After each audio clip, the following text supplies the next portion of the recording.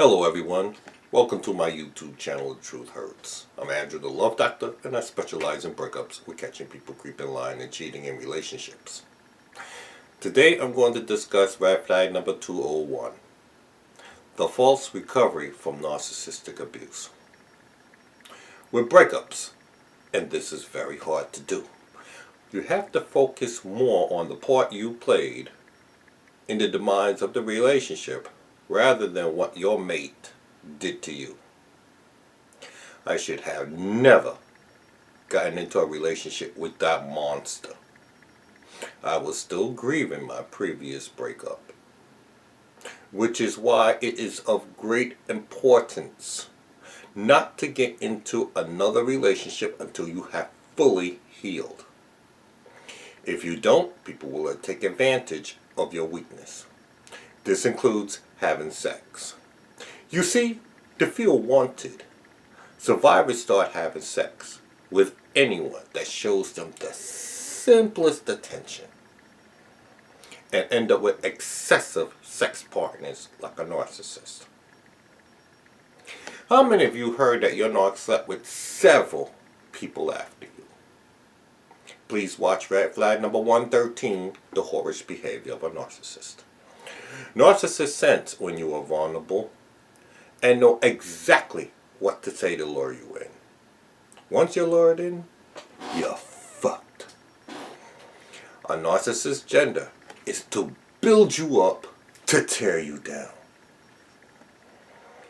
Now, during the time of healing, as with all survivors of narcissistic abuse, we want someone that will listen to our trials and tribulations. Someone that will pay attention and understand what's being said. Now here's the problem. Very few, and I mean very few, people want to hear the truth. Survivors rather be pacified with a lie or be comforted with a sugar-coated truth that's going to be fluffed up and nice. Fuck that. Breakups are not nice. Breakups are raw and nasty. Thus, it needs to be discussed with the same intensity for complete understanding. Prime example. Most of us learn not to put our hands in the fire. Not by listening to reason, but the hard and painful way of foolishly sticking your hand in the fire. I learned narcissism not from an Ivy League college, but from the school of hard knocks. Trial and error is the best teacher. That's what gives you experience. Experience is the name men give to their mistakes. Now, a true friend will not tell you what you want to hear, but tell you what you need to hear. When someone is telling you what you want to hear, they're doing an injustice of doing the thinking for you. When that's occurring, you're not learning. When they're sugarcoating it, you're not living reality. Sugarcoating is creating a fantasy land for you to retreat from your pain. Cowards live in fantasy land. No pain, no gain. Pain is part of the letting go process. And sharing that pain expedites the healing procedure. This is why, when you truly recover from doing it the right way, you are much stronger and wiser. However, the moment you start feeling a little better, you want to act like you're fully recovered and start dating again. And then get puzzled when you end up with another narc. If you're not dating, you're thinking you're strong enough to take your narc and take back your monster. Many of my clients went back despite hours of discussions warning them of what will occur, only to have the very same thing done to them again. And then became too embarrassed to talk to me afterwards because they're ashamed they didn't listen. Truth of the fact is, you haven't finished healing. And now you become insane. Insanity is repeating the same mistakes, expecting different results. Now in fantasy land, people read inspirational quotes and memes rather than learn the 3 stages of narcissism. Now, even though inspirational quotes are inspiring, in reality, they're full of shit. Because no one lives by the inspirational sayings they love, which makes them hypocrites. Hypocrite. A person who pretends to have virtues, morals, or religious beliefs, principles, etc. excuse me, that he or she does not fully possess. Especially a person whose actions belie stated beliefs. I'd rather be known as an honest sinner than a lying hypocrite. Now I'm going to break it down to you. In the Bible, and I quote, the King James Version that most of us study from, Matthew chapter 5 verse 39. But I say unto you, that ye resist not evil, but whosoever shall smite thee on thy right cheek, turn to him the other also. If I was to slap that shit out of your right cheek, how many of you are going to turn your cheek to me so I can slap that shit out of your other cheek? None, right? You're instinctively going to try to kill me. Thus, that inspirational quote becomes moot. Inspirational quotes on narcissism does not teach you about narcissism. And I'm going to break it down to logic to you. Fact. 5,948 divided by 4 equals 1,487. But if you don't know long division, you will never understand how to get that answer. Same thing with narcissism. If you don't understand the behavior, you're not going to understand the inspirational quote. And to be honest with yourself, the only reason why you like the quote is because it sounds good. Even though some of them don't make no damn sense. Prime example. Anger and emotions are counterproductive. You must always stay calm and objective. Anger is a human emotion.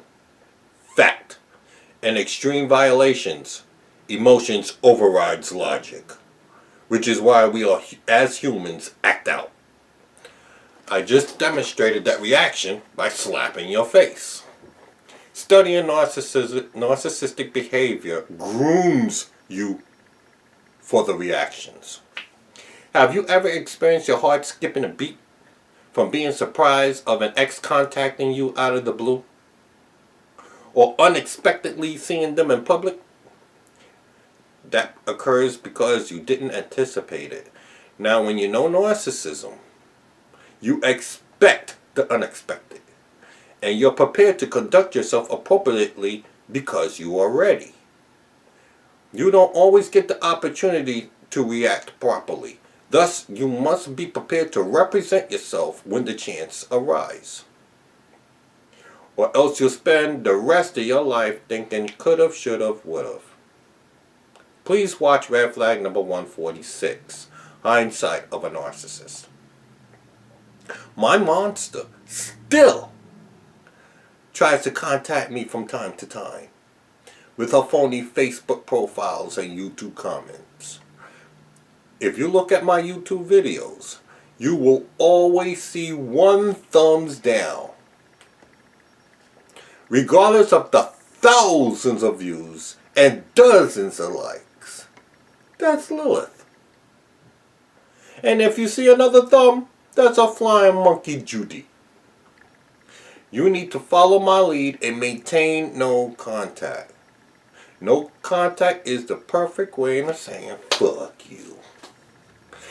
If your narc wasn't a friend when they left you, don't consider making them a friend after the discard. Let them stay right where they left you. Always keep in mind that a narcissistic discard never lasts. So when they come back, flip the script and you discard them.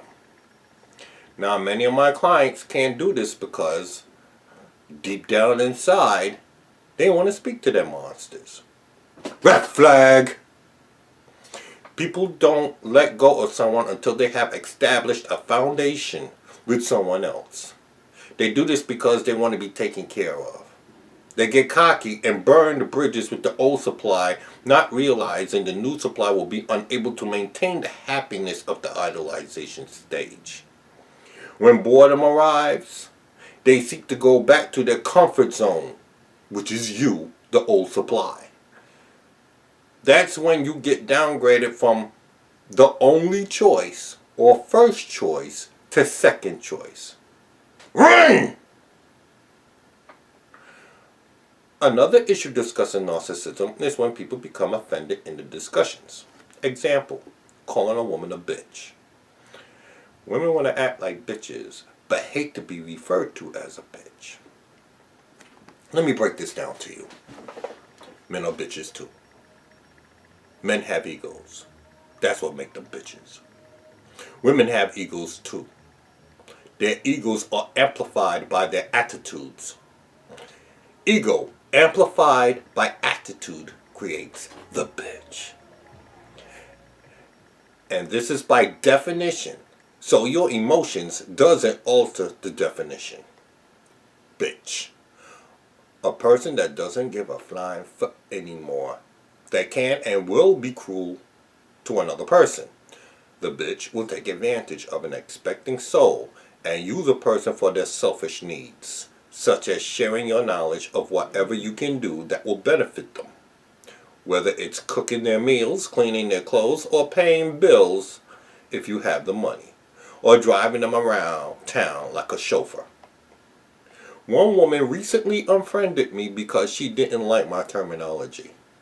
Then apologized after reading the topic within my group. Witnessing and defending Lilith's honor, agreeing that Lilith is a bitch. Being a bitch is a narcissistic trait. Everyone has narcissistic traits. It's what makes us human. Now, with narcissistic traits becomes excessive, that's when you have a behavioral disorder. That disorder is what makes them monsters. My monster infiltrated my Facebook group with a phony profile, despite my best efforts to keep her out of my group. And I quote her in the discussion, "No, only 5% of females are narcissists. We cannot have those traits. We just can't." Narcs refuse to believe they're narcissists. When I found out it was Lilith, I kicked her out the group immediately. When you understand the behavior, you learn how to handle the monsters. One place to become knowledgeable will be at the 2018 Narcissistic Abuse Awareness Convention in New York City next year. Please go to narcissisticawareness.com.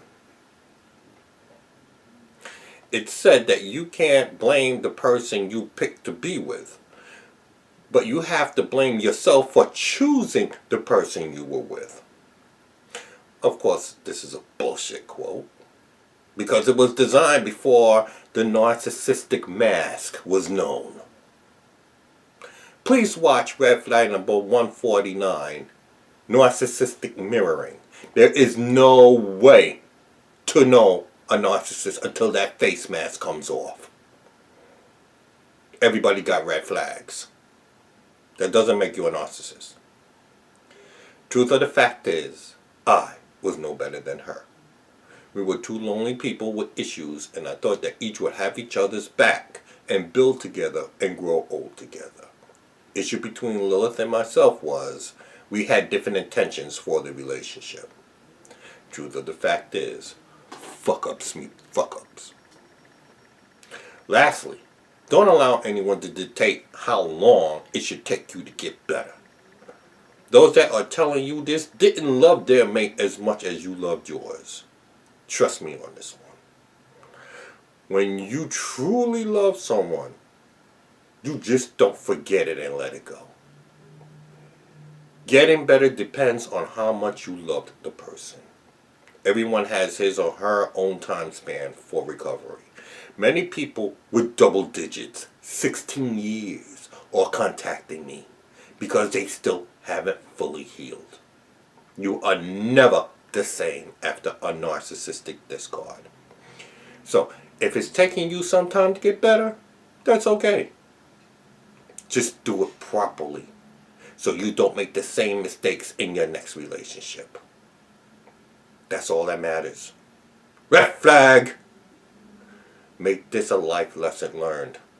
The objective of a relationship is to build with both individuals gaining from one another's help. If one is capitalizing and the other one is gaining nothing, that's time to leave. Run! Red flag! If you sense deja vu with a current interest, run! If you're single, focus on being a better you, instead of looking for someone better than your monster. A better you will attract a better.